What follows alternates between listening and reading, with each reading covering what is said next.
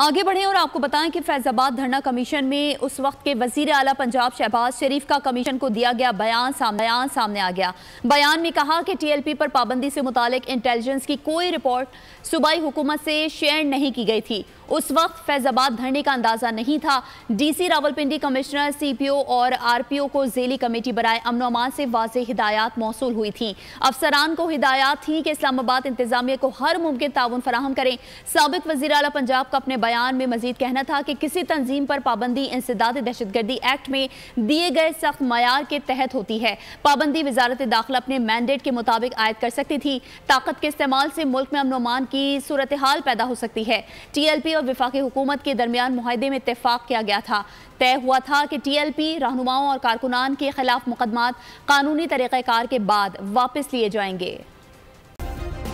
Subscribe करें और bell दबाएं ताकि कोई खबर रह न जाए।